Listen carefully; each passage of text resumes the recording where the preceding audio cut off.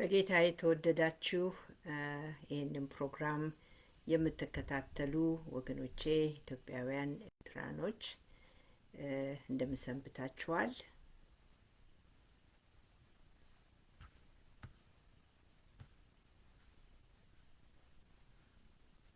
እንደምን ከረማችሁ? እግዚአብሔር ይመስገን በጣም ደህና ነኝ እኔ። ዘላለም አምላክ እግዚአብሔር ስሙ የተባረከ ይሁን። ዛሬ እንግዲህ በልቤ የተቀመጠውን ላካፍላችሁ በዚህ ስፍራ ተገኝቻለሁኝ። እግዚአብሔር ለዘላለም ስሙ የተባረከ ይሁን። እግዚአብሔር እንግዲህ በልብ ላይ ተጭኖ አንዳንድ ጊዜ የሆነ ቃል በሚያመጣበት ጊዜ ወደሚሰሙት ደግሞ ማስተላለፍ የግድ ይሆናል። እግዚአብሔር የተመሰገነ ይሁን። በመታዘዝ በፊታችሁ አለሁ። እግዚአብሔር እንደሚናገረን አምናለሁ።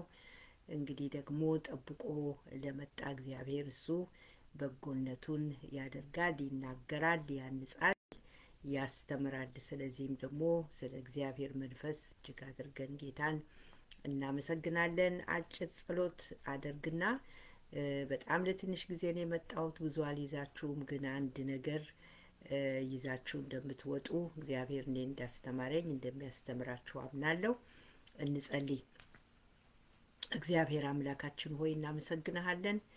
የቀናት ባለቤት፣ የዘመናት፣ የወራት፣ የሳምንት፣ የደቂቃ፣ የሰከንድ፣ የሰዓት ጌታና ባለቤት የሆንክ የዘላለም ቅዱስ እግዚአብሔር በጌታ በኢየሱስ ክርስቶስ ስም አመሰግንሃለሁ።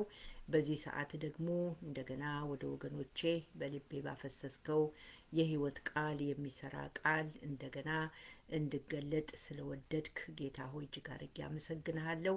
በአንደበቶቼ አንተ እንድታልፍ ዛሬ ይሄንን ቃል ሰምቶ የሚታነጽ የሚጽናና የሚቆም የሚጸና ሕዝብ ታገኝ ዘንድ በቃልህ በክርስቶስ ኢየሱስ ስም እለምንሃለሁ። ጊዜውን ተረከብ፣ እኔን ተረከብ፣ የሚያደምጡትን ሁሉ አንተ ተረከብ። ይህን ጸለይኩ በጌታ በኢየሱስ ክርስቶስ ስም ስትል ስማኝ። አሜን። እግዚአብሔር አብዝቶ ይባርካችሁ። እንግዲህ በዚህ በ3 ወር ጊዜ ውስጥ እግዚአብሔር ስለ አምልኮ በጣም አድርጎ እያስተማረኝ አለ። አምልኮ እንደምናውቀው ሁላችንም በዘመናችን ባለችው ቤተ ክርስቲያን የተለየ ገጽታና እይታ ወይም መረዳት እንዳለ እናውቃለን። እና ብዙ ጊዜ አምልኮ ሲባል ምናልባት በቤተ ክርስቲያን ውስጥ በሚደረግ ዘማሪያን በሚዘምሩበት ጊዜ የሚያስመልኩ ተብለው በቤተ ክርስቲያን የሚቆሙ እና የሚያስመልኩ ሰዎችን ብቻ ላይ ያጠነጠነ ያተኮረ እነሱ በዛ በህዝቡ ወይም በምእመናኑ ፊት ለፊት ሆነው የሚዘምሩት ዝማሬ እሱ አምልኮ ብቻ እንደሆነ ተደርጎ የተወሰደበት ጊዜ በጣም እጅግ ብዙ ነው። ስለዚህ አምልኮ መልኩ ያ ብቻ ሳይሆን ያም አምልኮ ተብሎ ይጠራል። በእርግጥ ምክንያቱም በመጽሐፍ ቅዱሳችን ውስጥ በመዘመር በማሸብሸብ በማጨብጨብ እግዚአብሔርን ያመለኩ ቅዱሳን እንደነበሩ ሁላችንም እናውቃለን። ታዲያ እንግዲህ ያም ቢሆን እግዚአብሔር ቃል እንደሚናገረው አምልኮ በእውነትና በመንፈስ ይሆን ዘንድ እጅግ እንደሚያስፈልግ፣ እግዚአብሔር የሚቀበለው አምልኮ በመንፈስና በእውነት የተመለከውን አምልኮ እንደሆነ የእግዚአብሔር ቃል ያረጋግጥልናል። አምልኮ ዝማሬንም ቢጨምር ቅሉ ነገር ግን ከዛ በጣም የሰፋ እንደሆነ ከዚህ በፊት ለማካፈል ሞክሬያለሁኝ። ጌታ የተመሰገነ ይሁን። የሰው ልጅ ሁለንተናዊ ሕይወቱ አካሄዱ አምልኮ እንደሆነ በስፋት አንድ ጊዜ ለማስተማር ሞክሬያለሁኝ። ስለዚህ ወደ አምልኮ በምንመጣበት ጊዜ ሰዎች በሕይወታቸው እግዚአብሔር የሚወደውን የሚፈልገውን እያደረጉ ኑሯቸውን በሚኖሩበት ጊዜ፣ እጆቻቸውን በሚዘረጉበት ጊዜ፣ ድሃውን በሚመለከቱበትና በሚረዱበት ጊዜ፣ ከሰዎች ጋር ያላቸው ቀረቤታ እንደ እግዚአብሔር ሀሳብ እንደ እግዚአብሔር ፈቃድ በሆነው ነገር ላይ በሙሉ እግዚአብሔርን የሚያስከብር ሁለንተናዊ የሆነ የህይወት ተሞክሮ አንድ በጌታ በኢየሱስ ክርስቶስ የዳነ ሰው ሲገልጠው እግዚአብሔር በሚደሰትበት ሁኔታ የሚራመድ ሁሉ አምልኮ ህይወቱ እየሰጠ አካሄዱ እየሰጠ ንግግሩ እየሰጠ አገልግሎቱ እየሰጠ ከዝማሬ በስቲያ ባለፈ ማለት ነው የሰው ልጅ ህይወት አኗኗርን በሙሉ ላይ ያጠነጠነና ያተኮረ እንደሆነ ለማሳየት ሞክሬያለሁ። ስለዚህ አምልኮ ብለን ስንል ወዳጆቼ ከምናቀው ወይም ደግሞ አሁን ከተረዳነው ዝማሬ ላይ ብቻ ከሆነ ወይም ደግሞ በሳምንት አንድ ቀን ብቻ በቤተ ክርስቲያን መጥቶ የሚደረገውን አምልኮ ብቻ ላይ ያተኮረ ሳይሆን ሰው ከቤተ ክርስቲያን ውጪ በህይወቱ እንደ አንድ ግለሰብ እንደ በክርስቶስ ኢየሱስ እንደተወለደ ሰው ሁለንተናው እግዚአብሔርን ክብር እየሰጠ ለእግዚአብሔር የሚሆነውን ነገር ሁሉ እያሳየ እየኖረ የሚሄደው አካሄድ ነው ማለት ነው። የኑሮ ዘይቤ ነው ማለት ነው። ስለዚህ ወገኖቼ በትዳር ውስጥ ይሆናል፣ በአባትነት በእናትነት ይሆናል፣ በጓደኝነት ይሆናል፣ እንደገናም ደግሞ ለማናቀው ሰዎች የምናደርገው ቀና የሆነ ምግባሮች ሊሆኑ ይችላሉ። እግዚአብሔርን የሚያስደስት አይነት ቃሎችን በማውጣት ሊሆን ይችላል። ለሌሎቹ በጎናቸው በመቆም ሊሆን ይችላል። የተለያየ እግዚአብሔር የሚወደው ክርስቶስ እንደተመላለሰ ያንን ህይወት በዛ ሰው ህይወት ውስጥ በምናይበት ጊዜ አምልኮ እየሰጠ ነው። ስለዚህ በጣም ሰፊ የሆነ ትርጉም ያለው ነው አምልኮ ብለን ስንል እግዚአብሔርን እናመልካለን ብለን ስንል ይቅርታ ከዝማሬ ያለፈ ከአንድ ቀን እሁድ ቀን ከሚደረገው ያለፈ የኑሮ ዘይቤ እንደሆነ ባለፈው ለመናገር ሞክሬያለሁኝ።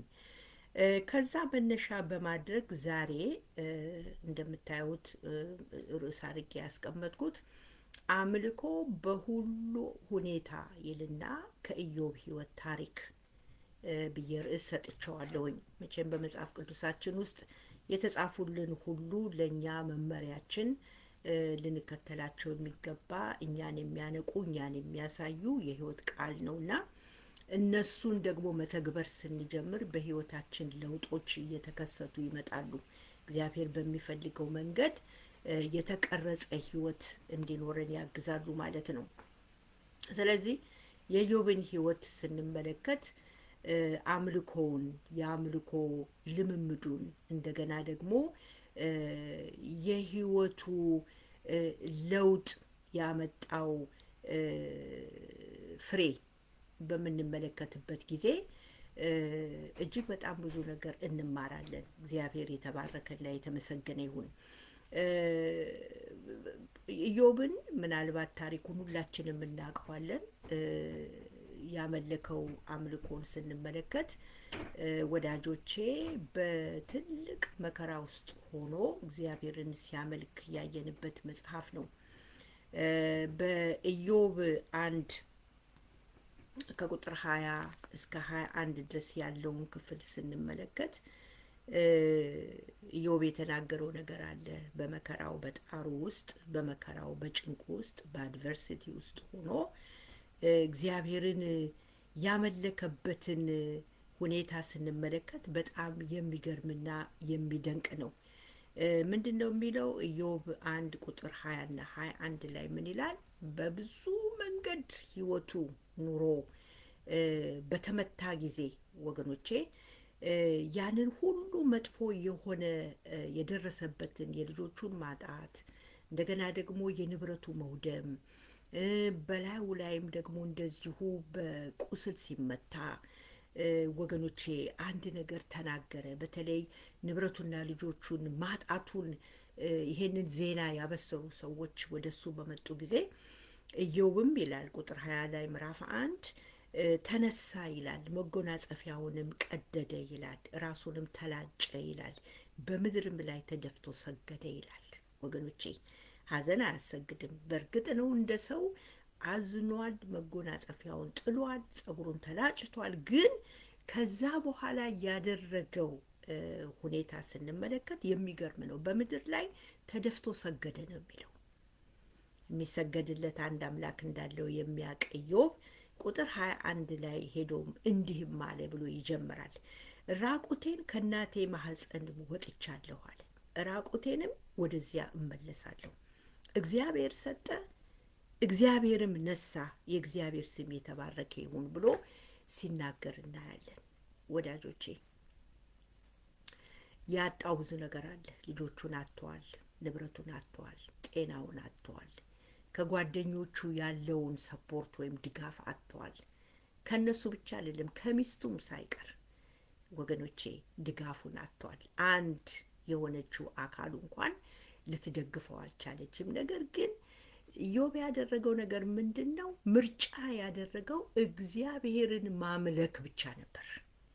ለዚህ ነው በርዕሴ ላይ ስሰጠው አምልኮ በሁሉ ሁኔታ ውስጥ ብያልኩኝ። ነገሩ ቀላል ነው ብያለሁ ይሄን የምናገረው። ግን በሁኔታዎች ውስጥ በማንፈልገው ሁኔታዎች ውስጥ ሆነን እግዚአብሔርን ለማምለክ በምንነሳበት ጊዜ ወደ መጨረሻ የምናገረው ነገር አለኝ። ከእግዚአብሔር ዘንድ የምናገኘው እኛም ደግሞ እግዚአብሔርን እንድናቅ የሚያደርገን መንገዶቻችን ናቸው። ስለዚህ ኢዮብ ይሄን ሁሉ ነገር አጥቶ ምርጫው እግዚአብሔርን ማምለክ ብቻ እንደሆነ እንመለከታለን። ስለዚህ አምልኮ ሁኔታን የተመረኮዘ ሳይሆን አምልኮ ግን እግዚአብሔር እንደሚበልጥ በማወቅ ወይም ደግሞ በነጮቹ ቋንቋ እንደሚናገሩት ጎድስ ወርዚነስ፣ እግዚአብሔር የበለጠ እንደሆነ፣ እግዚአብሔር አምልኮ የሚገባው አምላክ እንደሆነ በማወቅ በዛ ችግር ውስጥ በዛ መከራ ውስጥ እግዚአብሔርን ማምለክ መረጠ። ወገኖቼ የሚሻለው እንደዛ ነው። ለዚህ ነው ራቁቴን ከእናቴ ማህፀን ወጥቻለሁ አለ፣ ራቁቴንም ወደዚያ እመለሳለሁ አለ። እግዚአብሔር ሰጠ፣ እግዚአብሔርም ነሳ፣ የእግዚአብሔር ስም የተባረከ ይሁን ብሎ ለመናገር ያስቻለው የእግዚአብሔር ጸጋ ስሙ ለዘላለም የተባረከ ይሁን። ስለዚህ ምርጫ አደረገ ማለት ነው። ሰገደ የሚለው ጸጉሩን ተላጭቶ መጎናጸፊያውን ከጣለ በኋላ ባለበት ሁኔታ ውስጥ ሆኖ ለእግዚአብሔር ሰገደ። ከዛ በኋላ ነው አሁን ያነበብኩትን ቁጥር 20 መናገር የጀመረው። እንደገና ደግሞ በሁለተኛ ደረጃ እንግዲህ የመጀመሪያው ምንድነው? እሱ በመከራው መካከል ውስጥ ሆኖ እግዚአብሔርን ለማምለክ የመረጠው ምርጫ እናያለን። በሁለተኛ ደረጃ ምንድነው? ጥልቅ የሆነ እግዚአብሔርን የማወቅ መንገድ ውስጥ እንደገባ ደግሞ እንመለከታለን። በዚሁ በኢዮብ ውስጥ ምዕራፍ 42 ቁጥር 5 ላይ ሄደን ስንመለከት የተናገረው ነገር አለ። ኢዮብ ምዕራፍ 42 ቁጥር 5 ላይ ምን አለ? ሁሉን ነገር ካለፈ በኋላ በስተመጨረሻ እግዚአብሔር በነፋሳት መካከል ውስጥ መጥቶ በል ወገብህን ታጠቅ ብሎ ከሱ ጋር መነጋገር ሲጀምር የእግዚአብሔርን ማንነት ከማወቁ የተነሳ ዲፐር የሆነ ሬቨሌሽን ኦፍ ጎድ ካወቀ በኋላ እግዚአብሔር የተመሰገነ ይሁን አንድ ነገር ተናገረ። ምዕራፍ 42 ቁጥር 5 ላይ ምን አለ? መስማትንስ በጆሮ በመስማት ሰምቼ ነበረ፣ አሁን ግን ዓይኔ አየች አለ። እግዚአብሔር ለዘላለም ስሙ የተባረከ ይሁን። እና በመከራ ውስጥ እግዚአብሔርን ለማምለክ ምርጫ ካደረገ በኋላ ከጭንቅላት ዕውቀት ወገኖቼ ወደ ልብ መገለጥ ወይም ደግሞ የልብ አብርሆት እግዚአብሔር ማን እንደሆነ በጥልቀት ወደ ማወቅ ከመጣ በኋላ እንደውም ፐርሰናል የሆነ ኢንካውንተር ከእግዚአብሔር ጋር እንዳገኘና እንዳደረገ እንመለከታለን። ምክንያቱም መስማትንስ ሰምቼ ነበራል። እንግዲህ እግዚአብሔር ጻድቅ ብሎ ያለው እኮ ነው። ሰይጣን ወደ እግዚአብሔር ጋር ሄዶ ኢዮብን በቃ ለመፈተን በተነሳ ጊዜ ጻድቅ እንደነበረ እግዚአብሔር የመሰከረለት ሰው ዛሬ ግን ወደ ተሻለ ወገኖቼ ወደ ተሻለ እግዚአብሔርን ወደ ማወቅ በጥልቀት የእግዚአብሔርን ማንነት ወደ መረዳት ሲደርስ መስማትንስ በጆሮዬ ሰምቼ ነበር፣ አሁን ግን ዓይኔ አየች አለ። ስለዚህ የመከራ መንገድ የእግዚአብሔርን ታላቅነት እግዚአብሔርን ድሮ ከምናቀው የበለጠ ተጠግተን እንድናቀው ከአእምሮ ዕውቀት ወይም ደግሞ በደምሳሳው እግዚአብሔርን ከማወቅ አልፈን በደንብ እንድናቀው ከእሱ ጋር የመገናኛ መንገድ ድልድይ እንደሚሆንልን ከኢዮብ ታሪክ እንመለከታለን። ስለዚህ ፐርሰናሊ እግዚአብሔርን በግሉ በፊት ከሚያቀው በላይ እንዲያቀው ያ መንገድ ረዳው። ግን መጀመሪያ ላይ እንደተናገርኩት በመከራ ውስጥ ሊተወው ሲችል፣ በመከራ ውስጥ ጀርባውን ለእግዚአብሔር ሊሰጥ ሲችል ምርጫ ያደረገው እግዚአብሔርን ማምለክ ስለሆነለት ነው። ወገኖቼ ቀላል አልነበረም፣ ግን ምርጫ አደረገ። እንደገና በሶስተኛ ደረጃ ባህሪው ሁሉ እንዴት እንደተለወጠ በእንግሊዝኛው ቋንቋ ይቅርታ ይደረግልኝ ብናገር ትራንስፎርሜሽን ኦፍ ካራክተር ይላል። የኢዮብ ባህሪ በሙሉ በፊት ከነበረው እንዴት አድርጎ እንደተለወጠ እንመለከታለን። እና ሞር ወደ ምን ሄደ? ትሁት ወደ መሆን እግዚአብሔር ተገልጦ በነፋሳት መካከል ሲያናግረው ምን ያህል ራሱ ትንሽ እንደሆነ እንዲያውቅ አደረገው። ሀምብል ሆነ፣ ትሁት ሆነ ወገኖቼ። እንደገና ደግሞ ቅድም እንዳልኩት መስማትንስ በጆሮዬ ሰምቼ ነበር፣ አሁን ግን ዓይኖቼ አየ ብሎ ሲናገር መንፈሳዊ የሆነ እግዚአብሔርን የማወቅ ማንነቱ መብሰል እንደጀመረ እንመለከታለን። እግዚአብሔርን ከማወቅ የተነሳ የእግዚአብሔርን ዕውቀት በፊት እንደሚያውቀው ሳይሆን በበለጠ ጥልቀት ባለው መንገድ እግዚአብሔርን ተረዳው ማለት ነው። እና ይሄ ስፒሪቹዋል ማቹሪቲ የሚለው ነገር በመከራው ውስጥ እንዴት እንደመጣለት እናያለን። የእግዚአብሔርን ደግሞ ትልቅነት አወቀ። እግዚአብሔር ለዘላለም ስሙ የተባረከ ይሁን። አወቀ። የት ነበርክ እኔ ምድርን ስመሰርት ሲል ማንነቱን ማወቅ ጀመረ። ማነሱን ማወቅ ጀመረ። ራሱን ዝቅ ማድረግ ጀመረ። ወገኖች እግዚአብሔር ለካ ከፍ ያለ ነው፣ በፊት ከማውቀው በላይ ከፍ ያለ አምላክ ነው ብሎ እንዲናገር አደረገው። እግዚአብሔር ለዘላለም ስሙ የተባረከ ይሁን። ስለዚህ በመከራ ውስጥ እግዚአብሔርን ማምለክ ምርጫ ሲያደርግ ወገኖቼ አምልኮ ሪፋይን ሆነ። እግዚአብሔር የተመሰገነ ይሁን። እምነቱ ተቀመመ፣ ነጠረ። ወገኖቼ እግዚአብሔር ለዘላለም ስሙ የተባረከ ይሁን። ትዕግስት ሞላው። ስለዚህ መከራ ወደ እግዚአብሔር የሚያስጠጋን የእግዚአብሔርን ሕልውና ሶቨርኒቲውን እንድናቅ የሚያደርግ አምልኮ፣ በመከራ ውስጥ አምልኮ ወደዚህ እግዚአብሔርን ወደ ማወቅ የሚመራን እንደሆነ ከኢዮብ ታሪክ እናያለን። ዛሬም በዚህ ዘመናችን ውስጥ እግዚአብሔር የተመሰገነ ይሁን የእግዚአብሔርን ትልቅነት እግዚአብሔርን የሚያውቁ ራሳቸውን የሰጡ ሞር ወደ እግዚአብሔር የሚጠጉበት ለካ እግዚአብሔር አንተ ትልቅ ነህ ብለው ራሳቸውን የሚያሳንሱ የሚያልፉበት መንገድ የቀረጻቸው በጣም እጅግ ብዙ ሰዎች አሉ። በመጨረሻ ወገኖቼ ይሄንን መከራውን እያየ ከእግዚአብሔር ባለመሸሹ ምክንያት የተነሳ አምልኮ መስጠት ምርጫው ያደረገው ይሄ ኢዮብ መጨረሻ ላይ ነገሩ ሁሉ ሲስተካከል እንመለከታለን። እንደገና ሲጠገን እናያለን። እንደገና ሲሰራ እንመለከታለን ወገኖቼ። እና ሪስቶሬሽን ኤንድ ብሌሲንግስ በህይወቱ ላይ እንደመጡ እንመለከታለን። እግዚአብሔር ለዘላለም የተባረከ ይሁን።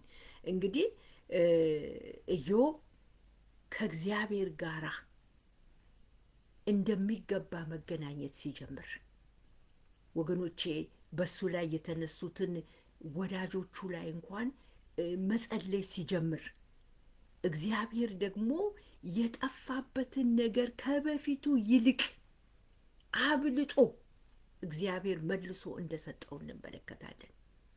እና ይሄ አምልኮ በህይወቱ የደረሰበትን መከራ ላይ አይቶ ተክሎ እሱ ላይ ሳይተክዝ በመከራው ውስጥ ሆኖ ግን እግዚአብሔርን ማምለክ ሲጀምር ወገኖቼ ያገኘው በረከት ከእግዚአብሔር ዘንድ እጥፍ ነበረ። በዚሁ በምዕራፍ 42 ላይ ከቁጥር 10 ጀምሮ እስከ 17 ድረስ ፈጠን ብዬ አነባዋለሁ። የሚገርም ነገር ሆነ። ኢዮብም ስለ ወዳጆቹ በጸለየ ጊዜ እግዚአብሔርም ምርኮውን መለሰለት። እግዚአብሔርም ቀድሞ በነበረው ፈንታ 2 እጥፍ አድርጎ ለኢዮብ ሰጠው ይላል። ጌታ የተባረከ ይሁን። 2 እጥፍ አድርጎ ቀድሞ ከነበረው ላይ 2 እጥፍ አድርጎ እንዴት ሪስቶር እንዳደረገው እንዴት እንደባረከው እንመለከታለን። ሌላው በ11ኛው ቁጥር ላይ ምን ይላል? ወንድሞቹና እህቶቹ ቀድሞም ያውቁት የነበሩት ሁሉ ወደ እርሱ መጡ፣ በቤቱም ከእርሱ ጋር እንጀራ በሉ፣ ስለ እርሱም አዘኑለት። እግዚአብሔርም ካመጣበት ክፉ ነገር ሁሉ አጽናኑት። እያንዳንዳቸውም ብርና የወርቅ ቀለበትን ሰጡት ይላል። ተመልከቱ። እግዚአብሔርም ከፊተኛው ይልቅ የኋለኛውን ለኢዮብ ባረከ። 14,000 በጎች፣ 6,000 ግመሎች፣ 1,000 ጥማድ በሬዎች፣ 1,000 እንስሳት አህዮችም ነበሩት እያለ እስከ 17 ድረስ እግዚአብሔር መልሶ የባረከውን በረከት እንደገና በቃ የጠጋገነውን መጠገን ያሳየናል። እግዚአብሔር የተመሰገነ ይሁን። ምናልባት እንደ ኢዮብ ሪስቶር የማይሆንላቸውም ሰዎች ይኖራሉ። ግን ዋትኤቨር ኢት ኢዝ ወገኖቼ፣ በየትኛውም ሰርከምስታንስ በየትኛውም ሁኔታ ውስጥ እንሁን እግዚአብሔርን ማምለክ ለእግዚአብሔር የሆነውን ነገር መስዋዕት አድርጎ መስጠት ለበረከታችን ነው። ምናልባት እንደ ኢዮብ የምንለቅመው ነገር ባይኖር እንኳ እግዚአብሔር የተመሰገነ ይሁን። ዕንባቆም ምንድን ነው ያለው? ብዙ ነገር ተናግሯል። ከብቶች በጋጣ ውስጥ ባይገኙ ብሎ የወይን ፍሬ ባያፈራ ብሎ፣ እኔ ግን አለ በእግዚአብሔር ቤት ውስጥ መኖር እና ማምለክ እንደሚፈልግ ዕንባቆም ተናግሯል። ስለዚህ ወገኖቼ አምልኮ ከዝማሬ ያለፈ የህይወት ተሞክሮና ልምድን የሚጠይቅ ነው ለማለት ያክል ነው። ዛሬ ምናልባት በተለያየ ሁኔታ የምትፈተኑ ሰዎች፣ በመከራ የምታልፉ ሰዎች ብትኖሩ ወዳጆቼ እግዚአብሔርን እንድታመልኩ ኢንካሬጅ አደርጋችኋለሁ። በጣም አበረታታችኋለሁ። እግዚአብሔር የተመሰገነ ይሁን። እሱን በማምለክ እግዚአብሔርን እንደሚገባ ማወቅ እንጀምራለን። እሱን በማምለክ ወደ እሱ በመጠጋት እግዚአብሔርን እንደሚገባ እንድናቀው ያደርገናል። ኢዮብ ያተረፈው ነገር ቢኖር በመጨረሻ ከበፊቱ ይልቅ በሁለተኛው እግዚአብሔር የባረከው ብዙ እንደሆነ እንዳለ ሆኖ እግዚአብሔርን ግን እንደሚገባ ማወቅ ቻለ። ማንነቱን አወቀ። ራሱን ትሁት አረገ። ለካ እግዚአብሔር ትልቅ ነው አለ። ለካ የሰማሁት እግዚአብሔር፣ ለካ በዚህ ብቻ የማቀው እግዚአብሔር የተለየ ነው። የልቦና አይኖቹ በሩ። አሁን ግን አወቅኩ አለው። እግዚአብሔር ለዘላለም የተባረከውን አሁን አይኖች አዩ አለው። ይሄ ፊዚካል የሆነው የምናየው አይናችን ሳይሆን የኢዮብ የውስጠኛው የልቦና አይኖች ናቸው የበሩት። እግዚአብሔርን ለማየት ቻለ። ዛሬ ወገኖቼ መከራ ወይም የማትፈልጉት ነገር በህይወታችሁ ያቋረጠባቸው ሰዎች ካላችሁ እግዚአብሔርን በማምለክ እንድታሸንፉት ሞር እግዚአብሔር ማን እንደሆነ በጉዟችሁ መካከል ውስጥ እንድትረዱ እንድታውቁ እግዚአብሔር እንዲገለጥ ወገኖቼ እግዚአብሔርን አምልኩ። እግዚአብሔር ነገር ሁሉ ሲቀናልን አይደለም የሚመለከው። እግዚአብሔር ነው። በየትኛውም ሁኔታ ውስጥ ሆነን እግዚአብሔር አምልኮ ይፈልጋል። የህይወት አምልኮ ዝማሬ ብቻ አይደለም ወገኖቼ፣ የመኖር አምልኮ፣ የመሰጠት አምልኮ ወገኖቼ ከጊዜያችን ሊሆን ይችላል። ለእግዚአብሔር የምናደርገው ነገር፣ ለወገኖቻችን የምናደርገው ነገር፣ እግዚአብሔር የሚጠብቅብንን ነገሮች በሙሉ፣ እግዚአብሔር የሚያስደስተውን ነገሮች በሙሉ በማድረግ የምንገልጠው ነው አምልኮ። እግዚአብሔር ለዘላለም የተባረከ ይሁን። ስለዚህ የአምልኮ እይታችንን እግዚአብሔር ይቀይርልን። ሃሌሉያ። እንጸልያለን። እግዚአብሔር አምላካችን ሆይ እናመሰግንሃለን። ደግሞ በዚህ ቃል መጥተህ ስላስተማርከን አምልኮ ጌታ ሆይ የህይወት ዘይቤ ነው፣ የህይወት አኗኗር ነው። አንተ የምትወደው፣ አንተ የምትፈቅደው፣ አንተ ደስ የሚልህ በሰዎች ህይወት ውስጥ በክርስቶስ ኢየሱስ ባገኛቸው የሰዎች ህይወት አረማመድ ውስጥ ማየት የምትፈልገው በጎነት እግዚአብሔር ሆይ ጽድቅ፣ ለአንተ መለየት የዘላለም አምላክ እግዚአብሔር ቅድስና፣ ለሰው የተቆረሰ ህይወት እግዚአብሔር ሆይ በኢየሱስ ክርስቶስም ከዚህም በላይ የሆነውን በሰዎች ህይወት ውስጥ በልጅ ጣር በወለድካቸው ሰዎች ህይወት ውስጥ ማየት ትፈልጋለን። ከዝማሬ ያለፈ ነው አምላካችንና መድኃኒታችን ሆይ በሳምንት አንድ ቀን ከሚሆነው ጌታ ሆይ በቤተ ክርስቲያን ውስጥ ካለ ጌታ ሆይ ዝማሬ፣ ሽብሸባና ጭብጨባ ያለፈ ነው። የዘላለም አምላክ እግዚአብሔር ህይወታችን እንድትቀርጽልን አሳልፈን በእጆች እንሰጣለን። ዛሬ ሲመቸንም አንተን ከማምለክ ጌታ ሆይ እንደገናም በመከራችን ውስጥም በማንፈልገው ነገር ውስጥም እግዚአብሔር ሆይ በምናልፍበት ጊዜ አምልኳችን እንዳይጓደል የኑሮ አካሄዳችን እንደ ቃል እንዲሆን የዘላለም አባት እግዚአብሔር እንድታግዘን በዚህ ሰዓት በኢየሱስ ክርስቶስ ስም እንጸልያለን። አሁን እጸልያለሁ ለወገኖቼ ጌታ ሆይ በብዙ ብርቱ ሰልፍ የሚያልፉ እግዚአብሔር አምላካችን ሆይ በክርስቶስ ኢየሱስ ስም አምልኳቸው እንዳይቋረጥ ጌታ ሆይ ሞር በሚያልፉበት ነገር ውስጥ ጌታ ሆይ አንተን ጌታ ሆይ በጥልቀት እንዲያውቁ የምትገለጥበት ቦታቸው እንደሆነ እንዲያውቁ የሚያበረታ ጸጋ ጌታ ሆይ ወደ አንተ እግዚአብሔር ሆይ እንዲያዩ የሚያደርግ ጸጋ ለአንተ የሚሰጡትን እንዳያቋርጡ ጸጋ እንዲበዛላቸው በናዝሬቱ በጌታ በኢየሱስ ክርስቶስ በዚህ ሰዓት እጸልያለሁ። እናመሰግንሃለን ጌታ ሆይ ከዚህ ቃል ምክንያት የተነሳ ዛሬ የሚቆሙ ዛሬ አምልኳቸውን የሚቀጥሉ የአምልኮ እይታቸው እግዚአብሔር አምላኬ ሆይ የሚስተካከልላቸው ብዙዎች ስለሚገኙ ጌታ ሆይ እጅግ አድርገን እናመሰግንሃለን። አመሰግንሃለሁ ጌታ ሆይ ከወገኖቼ ጋር ሆኜ ክብርን ወደ አንተ አመጣለሁ። ስለሰጠን ቃል እናመሰግንሃለን። ይህን ጸለይኩ ጌታ ሆይ በኢየሱስ ክርስቶስ ስም አሜን። ወገኖቼ እግዚአብሔር አብስቶ ይባርካችሁ። በጣም ባጭር ቃል ነው ወደ እናንተ የመጣሁት። ምናልባትም ደግሞ በብዙ ሰልፍ ላይ የምታልፉ ሰዎች ካላችሁ አሁንም እንደገና አበረታታችኋለሁ። አምልኳችሁ እንዳይጓደል በእግዚአብሔር ፊት ተአምርን ማድረግ የሚችል የሰራዊት አምላክ እግዚአብሔር ከእናንተ ጋር አለ። የናዝሬቱ ኢየሱስ ክርስቶስ ከእናንተ ጋር አለ። መከራን የተቀበለ ስለኛ ሲል የደቀቀ የእግዚአብሔር ልጅ ኢየሱስ ከእናንተ ጋር አለ። በዚህ እንድትጽናኑ አደራላችኋለሁ። በዚህ ቃል ተዋችኋለሁ። ጌታ አብዝቶ ይባርካችሁ። በሰላም ሁኑ።